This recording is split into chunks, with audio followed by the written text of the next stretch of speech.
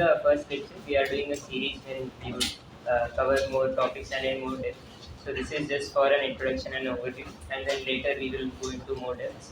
And apart from me, other fifth years might also, instead of like they might sometimes replace me and take lectures instead of me. So yeah, we are hoping that this goes good. So for today, what I am planning to discuss is that I will talk about vector spaces over R or C. Then I will talk about what is the generating set for a vector space. I will talk about linear independence, and I will define what is the basis. So let's start what this is about.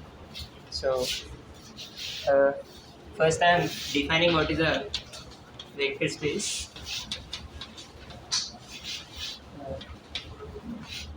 Over R. So this is, first of all, this is a set. Okay, it has some elements, and there's an operation, there is an addition for two elements here in this set. So I'm defining abstractly. I'll give examples that will be more helpful. So for now, I'm saying that this is a set where I can add two elements of this set. Like this is a set of all vectors which I'm concerned about right now. So the elements here, I will call them vectors. And I want two main things. One is that I can add two vectors, and other is that if you take any alpha belongs to R, then I want to be able to scale any vector v by this factor of alpha. So I want two things. I want adding two vectors, and I want scaling of any given vector. So this the first example that would come to my mind is that you look at this 2D plane R2. So here you can start to think that a vector is basically it is an arrow which starts at origin and basically it is up to some point in this 2D plane. You can say that this is a vector, but here you see that let's take two vectors. Then how do you add these two vectors? Like you would get something like, you would have seen in physics, right? You would have done something like, you draw this parallelogram and then you say that if this is V1, this is V2, then you call this to be V1 plus V2. Right. So instead of doing it this way, you can also consider that this point is let's say x1 comma y1, and this point is let's say x2 comma y2.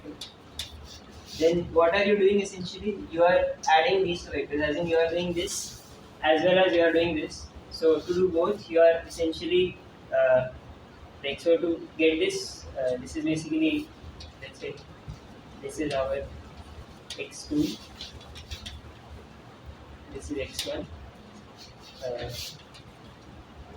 this is y2, this is y1.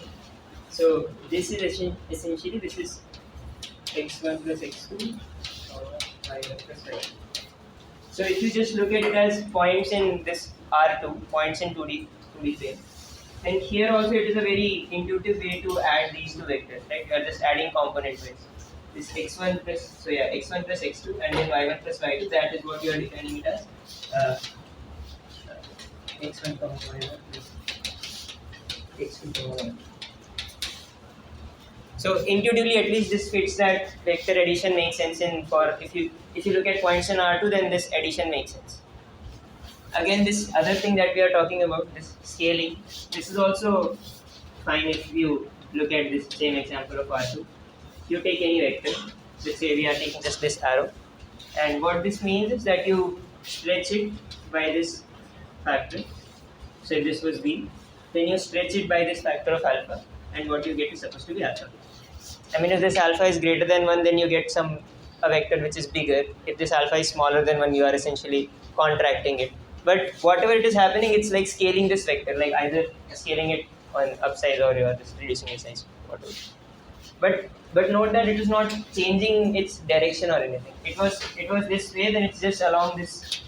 It will always remain along the straight line, right? It is not becoming something like this. So that is one thing. So when we are scaling, we are maintaining this line at which we are. So whenever we study linear algebra, it's mostly we are concerned with straight lines, right? Like the name suggests, linear algebra.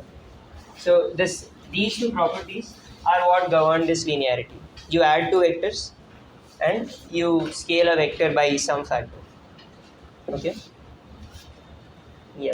So uh, let us look at some more examples. So for example, we are looking at here. We were looking at R2. We can also look at just the set R, the set of all real numbers. Here, what is the addition? The usual addition of real numbers that you know. This vector addition is x1 plus x2, and the scaling is just multiplication that we have in R. Like alpha x is just alpha times x. So R is a vector space over itself. Similarly, R2 is a vector space over R. Similarly, you can say that uh, you can also say C is a vector space over R. Like how do you do this? You take any A plus IB, and let us take C plus ID. Then how do you add these two? You do A plus C plus I times B plus D, right?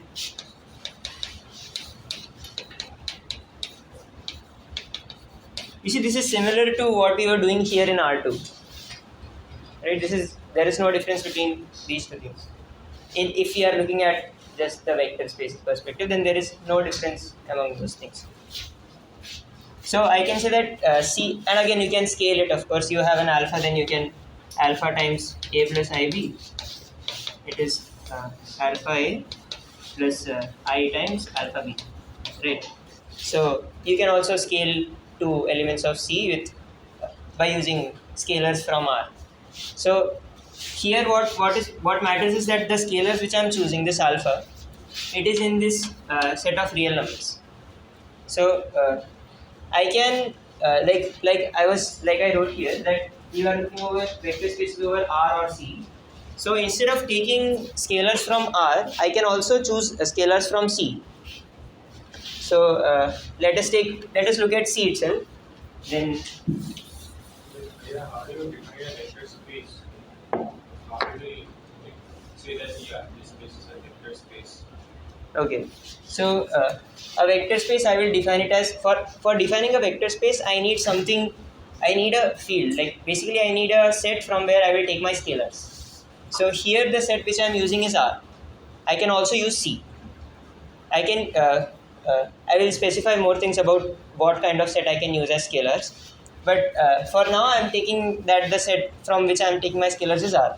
So vector space over R, it is a set where this addition makes sense. Like for any two vectors v1 and v2, you can define v1 plus v2. As in, there should be something like v1 plus v2 in this set v itself.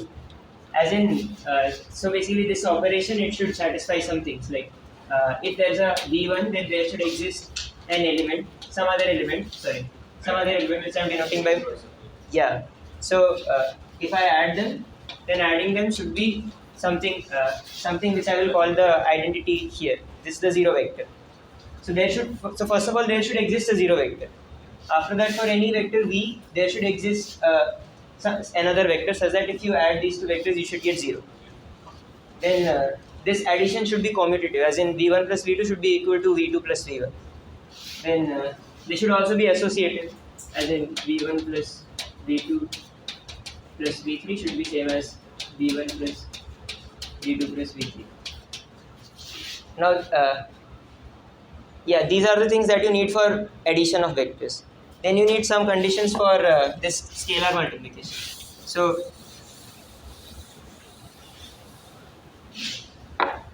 let us say I have this alpha. I take any alpha belongs to R. Then I should have something like alpha v should be there in the set. Then let's take, if I take alpha plus beta, then alpha plus beta times any vector v, that should be alpha v plus beta v. So it is distributive over scalar multiplication, right? Like alpha v is a vector in our vector space v, beta v is a vector in our vector space v, and we know how to add those two vectors because we clarified that addition should make sense. So this should also be there as a vector in v. So yeah, so this property should be satisfied because this was a scalar. So alpha plus beta times v, that should be the same as alpha v plus beta v. Then this also we want that alpha times v1 plus v2. Here v1 and v2 are vectors. So this we want this to be same as alpha v1 plus alpha v2. Right? Yeah. And the set from which I am taking my scalars, like here since I am taking R, then I also want that 1 times any vector v, that should be vector v. So the scalar multiplication which I am defining, that should satisfy this. That is how we properly define a vector space. So note that for a vector space I need a set of scalars and I need a set which should satisfy this addition and some sort of things. So we define a vector space over a set of numbers. Yeah, so such basically the set of scalars that we use, it is called a field. So field is something where you can define multiplication and addition, and everything should have an inverse. So basically you can multiply, divide, add, subtract, those 4 things if you can do in a set, then you call that a field. So that is why I am taking the most common examples which all of us know, which is we can take R also, we can take C also. You know how like for complex numbers also you would have studied, right, that how do you multiply two complex numbers, a plus ib, c plus id. So you can multiply those two complex numbers. Then you can also divide two complex numbers. So if you can do all those things, then you can take that set as a set of scalars, and you can talk about vector spaces over that set of scalars. So those kind of sets are called fields. I'm not going into details of fields right now because we are concerned with vector spaces. So yeah, so here like we saw R2, it is an example of vector spaces over R. It is a vector space over R. I can also, like I said here, that I can also choose my set of scalars to be C. Let's say I take C itself. Then I'm saying that C is a vector space over itself. Okay, over itself, as in so over itself as in the scalars that you are taking, that will be from C. So that also you can do, like how do you add two, we know this, how do we add two complex numbers, that we will take, this is the vector addition, and scalar multiplication is actually the multiplication which we had in C, right? So these are two very basic examples that we are taking. We are taking all vector spaces over R or C, and so examples that we saw so far are what? R, C, R2.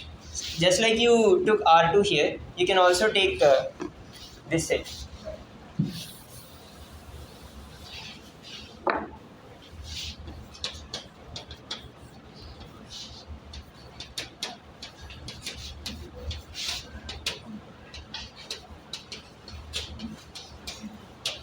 So basically, I am taking ordered pairs Z1 and Z2, where both Z1 and Z2 are complex numbers. So here also you can define addition. How would you? What is the natural way to define addition here? Like if you have, huh? Z1, Z2 plus Z1 and Z3, Z2. Yeah, that's it. Let's take Z1, Z2 plus W1, W2. How will we want to define this?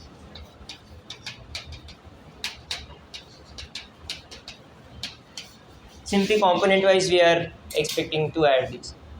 So C2 is a vector space over C, of course. Like you can take scalars here and okay, how would you define scalar multiplication?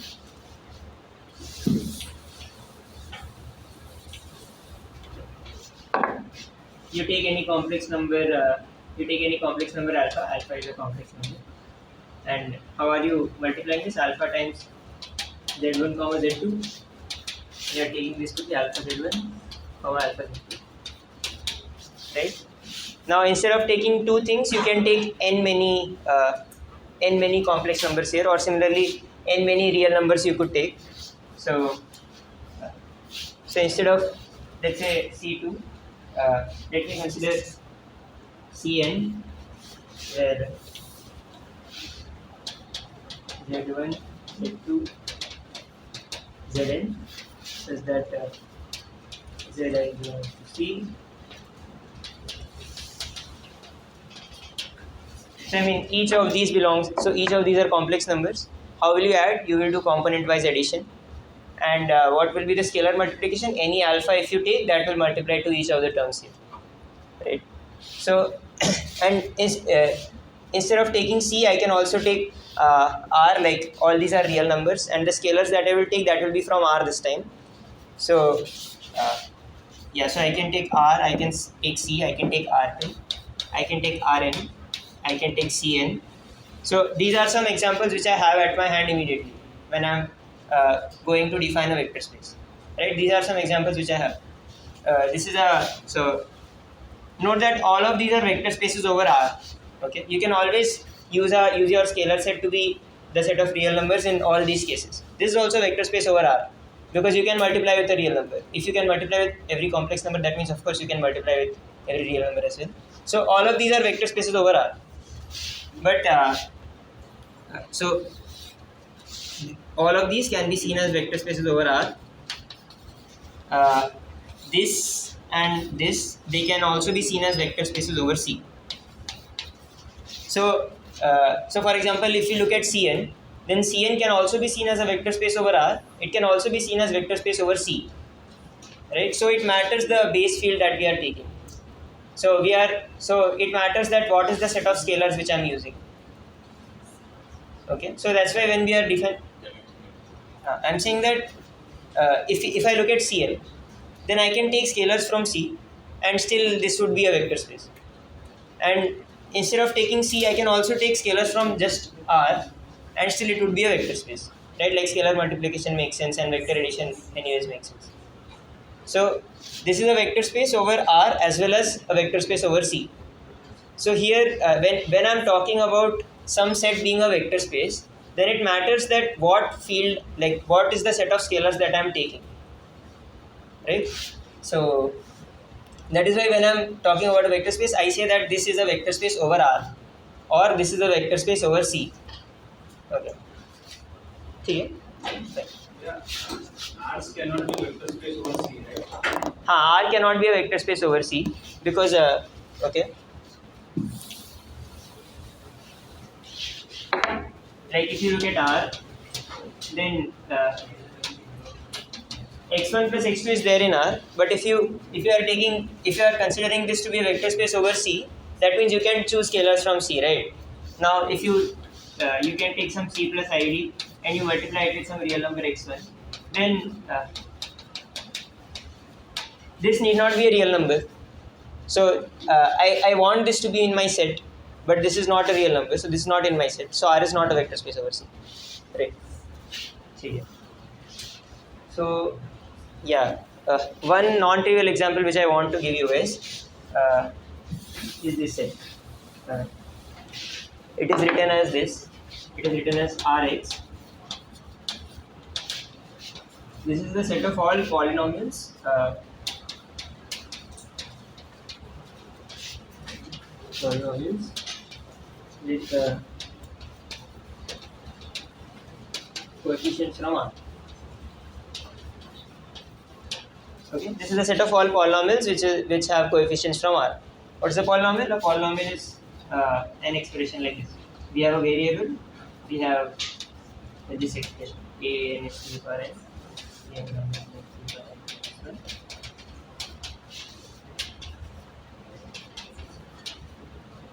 Where all of these AIs, they are all in real numbers. They are all real numbers. Okay. So the set of all polynomials with coefficients from R, I am saying that this forms a vector space. Can you see why this forms a vector space? What is the addition of two polynomials? What is the addition here? We just add like the coefficients. Like we add the two polynomials. Two polynomials will be the coefficients from the same power of x. Yeah. So if I have okay, for simplicity, I am first considering when the two polynomials are the same degree. So if I have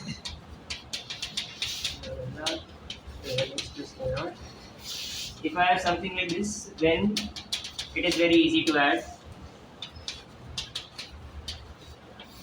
What I'll do, I'll just take an plus bn x to the power n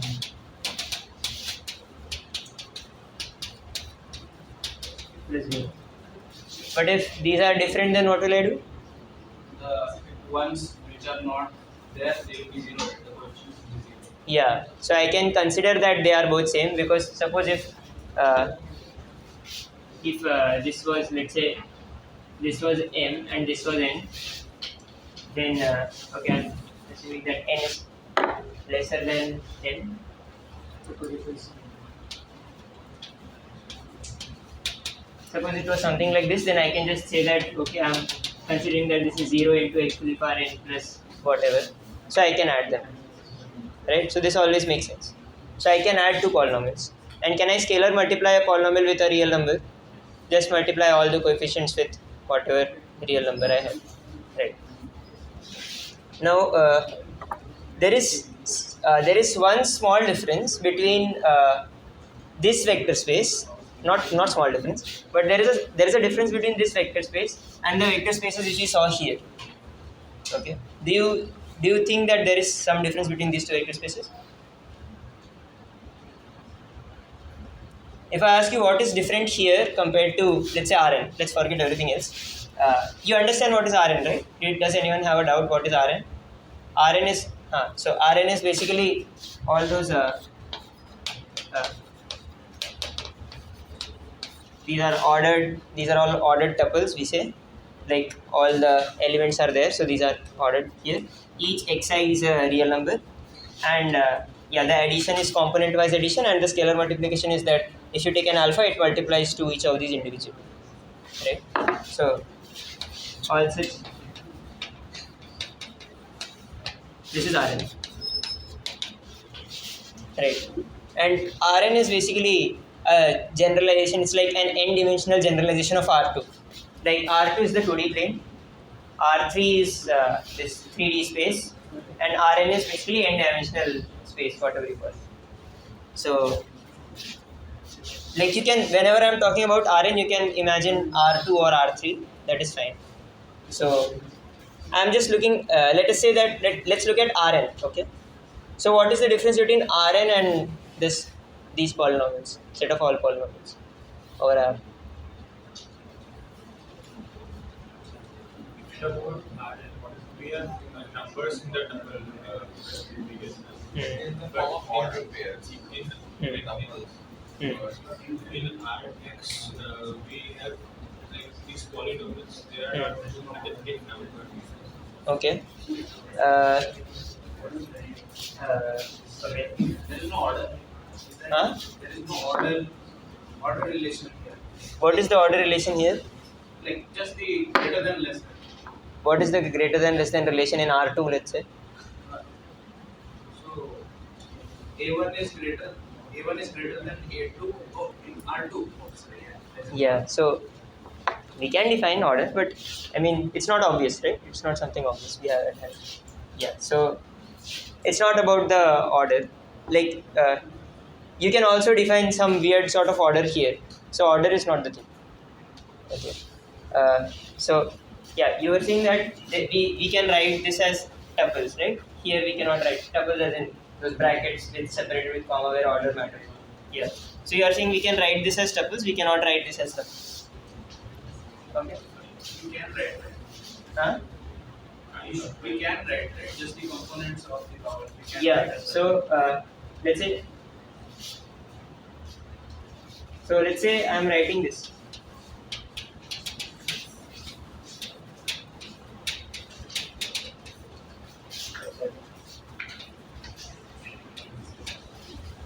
Let's say I'm writing this.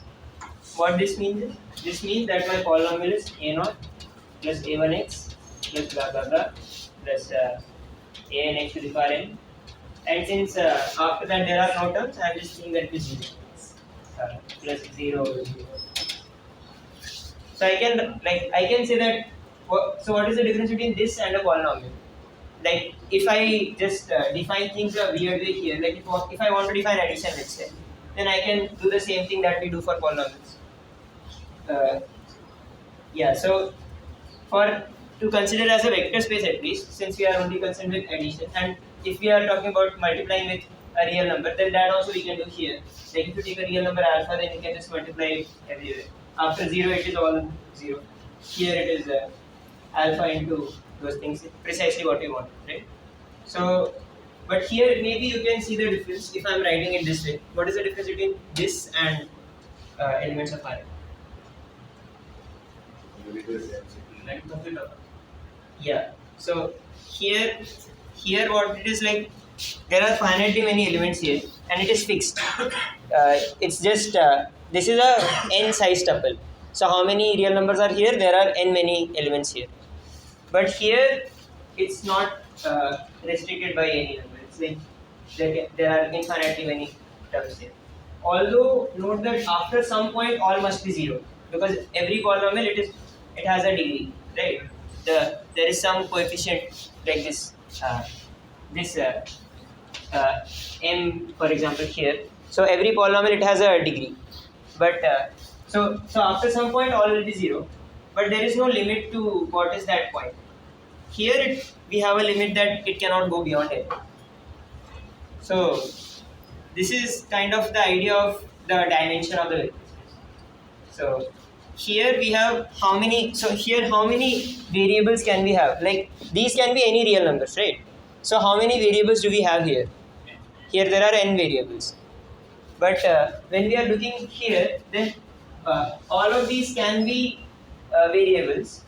But like although after some point all are 0, but there are like infinitely many possibilities at least, right? So here the number of variables, it can be as big as possible. It will be a finite number. The number of variables is always finite, but it can be as big as possible. Variables in the sense A0, A1, A2. Yeah, variables as in what? These can be any real numbers, right? So you can also consider.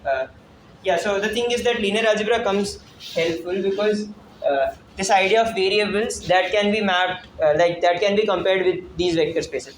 For example, you saw this R2, right? So what we do, you have in school you might have done those speed time graphs, right? Velocity time graphs. So there, what do? We plot time on one side and then we plot velocity v on the other side, right? So that is also, this is since this is R2 essentially, this is also vector space, right? So things that we study about vector space, that would also apply in stuff like this. So these are actually variables. If your time is varying, how is your velocity varying? This is plotting that. Don't blame me if I'm coming up with bad examples because I'm not good with physics. But anyways, you understand the point, right? If you have variables, then you can use this linear algebra to. You use linear algebra as a tool, and it happens a lot. Whatever. So yeah. So here you see that the difference is that here you can have infinitely many variables. Here you have only finitely many. There's a fixed possibility that you can only have these many variables, right? Okay. So that kind of talks about the idea of a dimension. So okay, I'll write these two examples here. This R2 and R. Rx was a set of polynomials, Rn was n-dimensional space, and R2 is the 2D. Okay, so let us see what is a generating set here.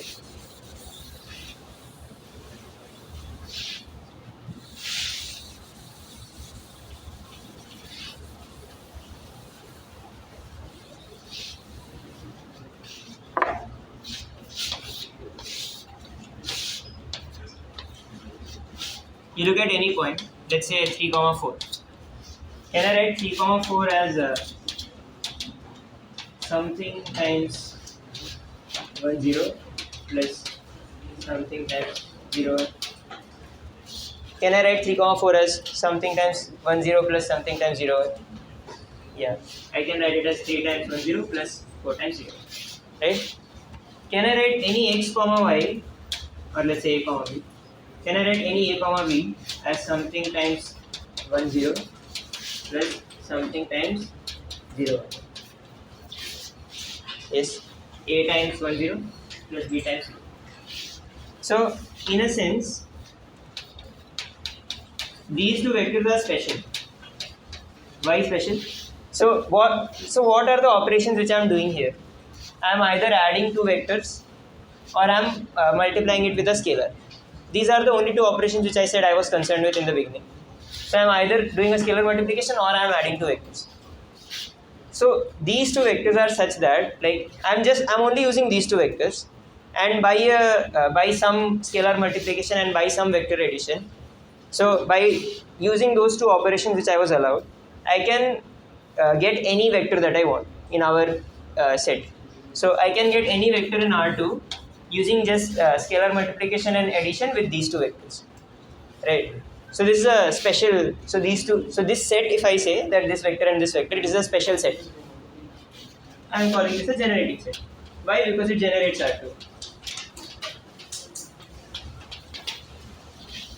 So, so you can say that any set of vectors where by vector addition and scalar multiplication, you can generate the whole vector space. You call that as generating set, right?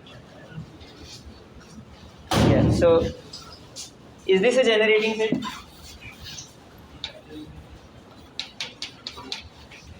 Is this a generating set? Why not? It is a generating set, right? I mean, if you can generate with these two, then add whatever else, it will still generate, right? Okay. Is this a generating set? Yes, it is. It is a generating set. How will you generate, let's say, okay, so, Remember in the previous case where we have 0, 1, 0 and 1, we do not have distinct multiples to represent one vector, like one point. I'm just saying, can we generate using scalar multiplication addition? Can we generate all the vectors in R2? That is a generating set, right? So that this set was a generating set, right? Just that, there is no extra condition for this to be generated. So we have along with the 0, 1 and 1, 0 points.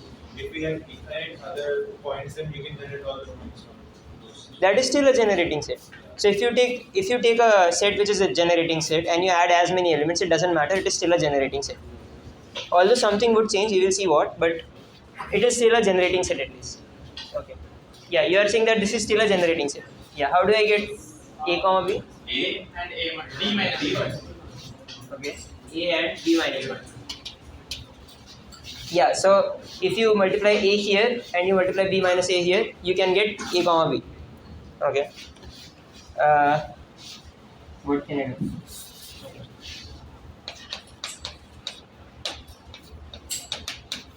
Is this a generating set? It is also a generating set. 2, 3, 2, 3 and 5, 7.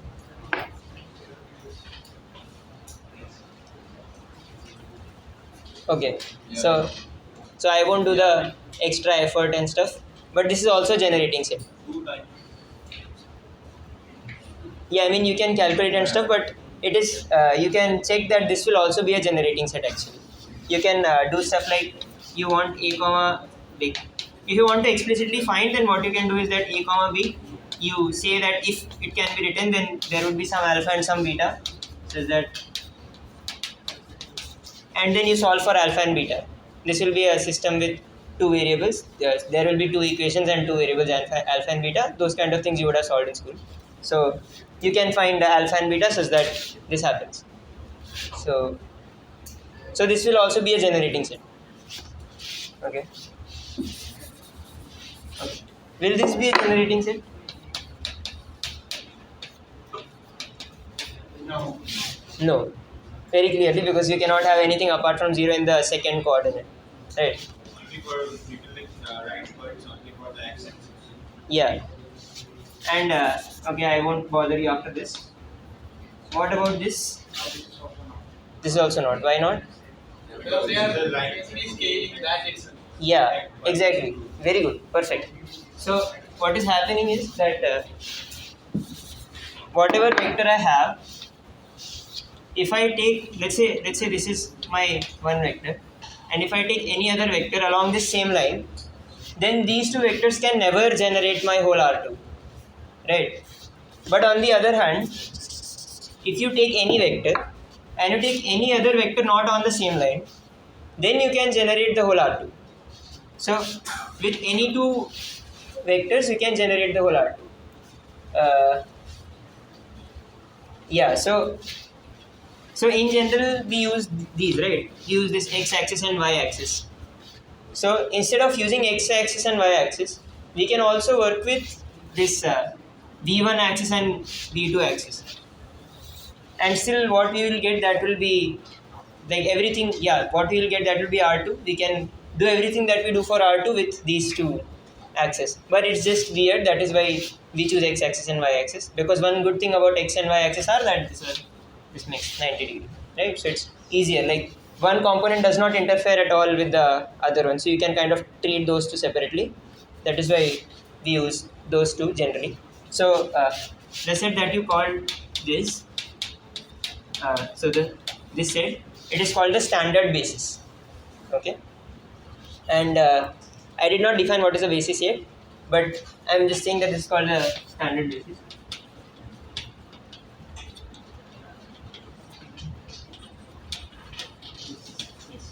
So one thing which I want you guys to note is that with any two vectors which are not on the same line, you can generate the whole R2.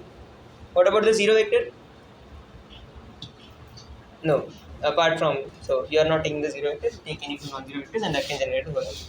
Okay, what about R3? I said that you take any two vectors not on the same line, then you can generate R2. Right. What about R3, like the 3D? Yeah, so any three vectors which are not in the same plane, we can generate R3. Very good. Okay, so one thing which we see here, that we need at least two vectors to generate the whole R2. Right? We need at least two vectors. You cannot do less than two. Similarly for R3, can you generate it with just two vectors? No, you take two vectors, you get a plane. They also be the same. Huh? They will always be the same. Yeah, so you take any two vectors, that will just give you a plane. You cannot go beyond that, right? So if you want a third dimension, basically you need another vector. So you can say that so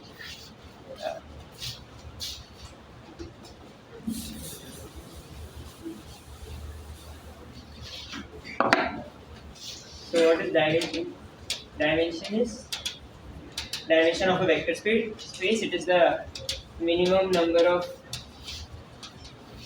vectors needed to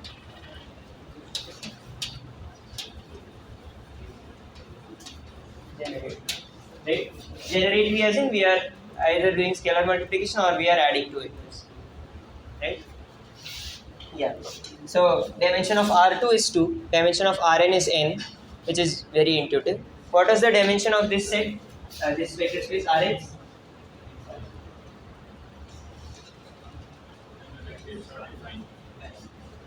Infinite. Okay. And can you think of a generating set for Rx?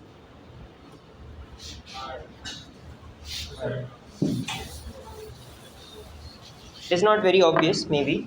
But a generating set for Rx is 1, x, x square, x cube. Yes. Right?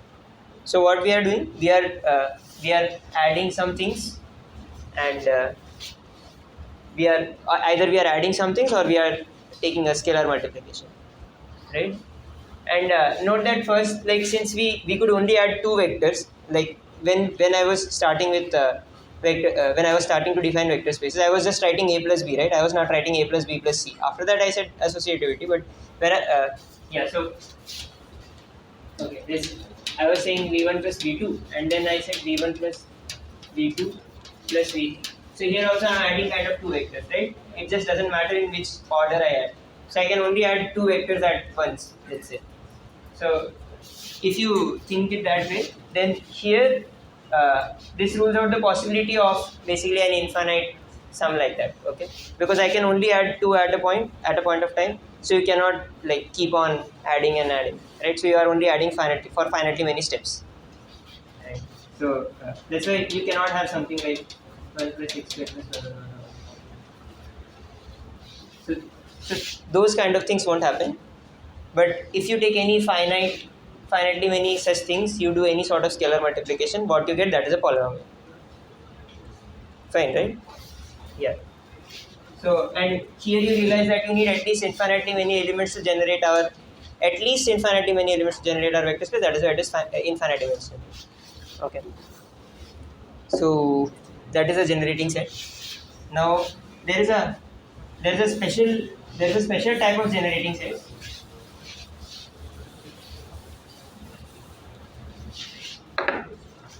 Like for R2 we had listed.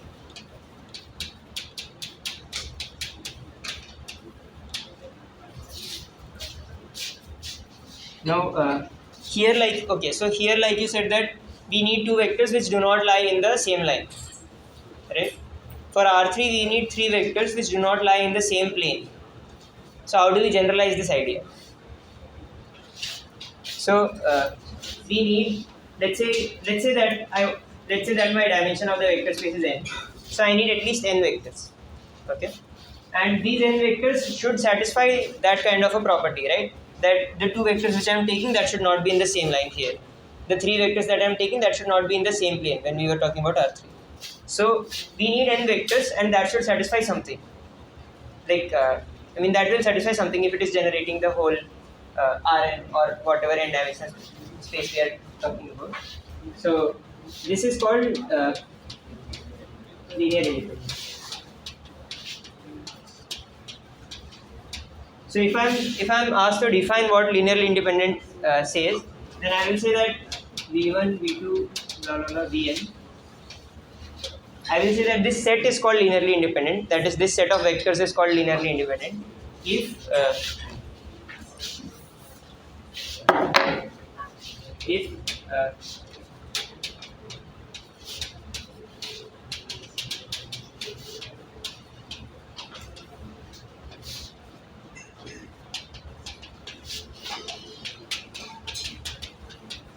okay. So I will explain what this is about.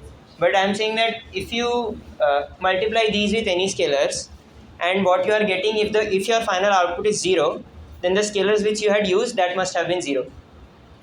So if I am saying that so such an expression is called a linear combination, because I am basically doing linear stuff. I am multiplying scalars or I am adding vectors.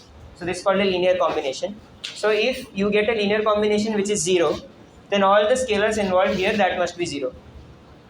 If this is always true, then this set v1 to vn, it is called this is called a linearly independent set, right? So if you look at this example again, 0 1 1 0, right? Now let us say that alpha times 0 1 plus beta times 1 0 is 0. 0 as in here 0 is 0 0, because we are talking about our vector space R2. In R2 the 0 is 0 0. So if this happens, what does this mean? This means that alpha comma beta is 0 0. This means alpha is 0 and beta is 0. Right? So I started with arbitrary alpha and beta. I don't know what is alpha and beta, but what I observe is that if I multiply alpha with 0 1 and I multiply beta with 1 0, then if this is 0 0, then these alpha and beta must have been 0. This is the idea of linearly independence. So this kind of says that so I can write this also, right? Like suppose if this expression is 0, if there is a linear combination of v1 to vn which is 0, then I can say that alpha 1 v1 plus alpha n minus 1 vn minus 1 is equal to minus alpha and vn, right? I can say this, right? Now this means I can write vn like if suppose alpha n is not equal to 0. I am saying all must be 0, right? So let us assume that alpha n is not equal to 0. Like it could have been any alpha I am just writing it in the last set. So if alpha n is not 0, then I get this expression, and now I can divide this whole thing by minus alpha n. So minus alpha n, right? So I get that minus alpha 1 by alpha n v1 plus whatever thing, this is equal to vn. That means I can write my vector vn as a linear combination of these other vectors. That is what we were seeing here. Like if you take two vectors here, then you cannot write these two as a linear combination of each other, right? If you have v1, then the only linear combination that you can take is either alpha v1 plus beta v1, right? If you are just looking at v1, then only thing that you can take is alpha v1 plus beta v1. That is only alpha. That is some scalar times v1, right? So you are just staying on the same line. Yeah. So you cannot if you cannot write v2 as a linear combination of just v1, then v1 and v2 are linearly independent. Similarly, if you are looking at R3, so yeah, so if you are looking at in R3, then you take any two vectors, they give us a plane. Let's talk about R3. V1, V2, V1, V2, V3. Then you want that. So if you take any alpha v1 plus beta v2, that would remain in the same plane, right? So you want a vector which is out of that plane when you are trying to generate R3. So you should not be able to write v3 as some linear combination of v1 and v2. You can ask me questions if there are doubts here, but this is important, like the idea of linear independence. Is there any question? So if I'm going to define linear independence, I'm saying that this set is called linearly independent if this expression being 0 means that all the alphas are 0. So if there is any linear combination which gives us 0, then so such an expression is called a linear combination. So if any linear combination is 0, then each of these coefficients must be 0. If these vectors v1, vn satisfy this property, then they are called linearly independent, right? Yeah. Yeah, this. So let us say that I can. So let us say I get an expression such that this is 0. If I get alpha 1 v1 plus blah blah blah alpha and vn equals to 0, then I can say that. Then I can move this to here. I can write.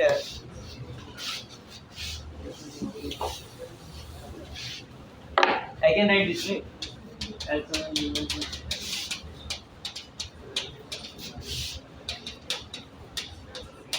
Just moving this on the other side, right? Now if I can write this, and if I assume that alpha n is not 0, then I can divide the whole thing by alpha n or minus alpha n. So what I get is minus alpha n blah blah blah minus this. I get this, right? So I get a linear combination of v1 to vn minus 1 such that it gives you vn. So I can get v1 using v1 to vn minus 1. But if I want to generate the whole space, then that should not be possible, right? So this kind of means that vn belongs to the plane of v1 to vn minus 1, because you can generate vn by v1 to vn minus 1, right? Yeah. So that is the idea of linear independence. So it limits us from getting a general vector in that space. Sorry. So if this becomes true, then it limits us from getting a general vector in that space. In all the basis. Yeah. So now I can define what is a basis.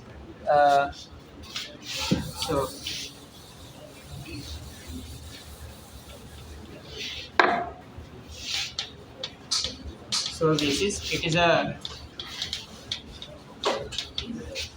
linearly independent set, linearly independent generating set.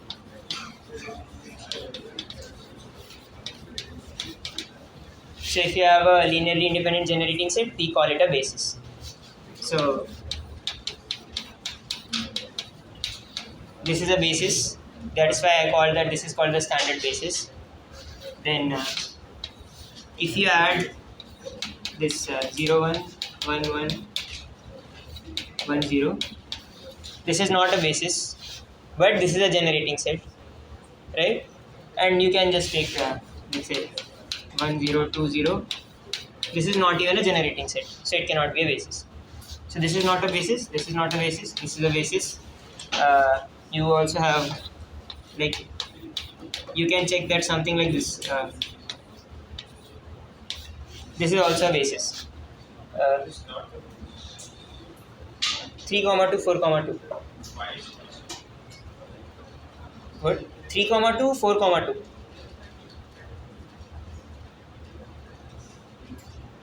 I am saying this is also basis. And it will any combination of this will get universal line. Okay, I'll prove that this is a basis. This is 3 comma 2, 4 comma 2, right? Alpha 3 comma 2, this is 0 comma 0. This means 3 alpha plus 1 beta, 2 alpha plus 2 beta. So you see that? Now you do you know how to solve this? Yeah. Zero. Fine, right? This will be 0, 0, right? You will subtract this, you get. You multiply 54, 7, then you get alpha equals to 0, and then you get 0. Right? Yeah, so this is also a linearly independent, so this is also a basis. Right? Yeah. So I think I is everything else done. Yeah, is there any questions regarding those stuff? Everything is clear? Basic, do you have any questions? Okay, so the way we decide whether sets are generating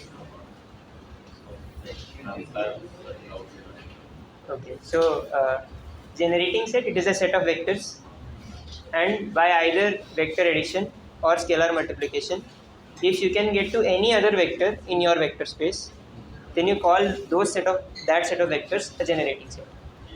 So basically you are able to generate all the vectors in your vector space using just those elements of that set. So you call that a generating set. Sorry. How do we get to another set by vector addition, vector multiplication, sorry, scalar multiplication? How do you get to another set? Using those generating sets, how do we reach to another set? No, I am saying that. I understand, but suppose we gave an example of 2 comma 1 and 4 comma 2. You said that is not a generating. Yes. Okay. Yes. So,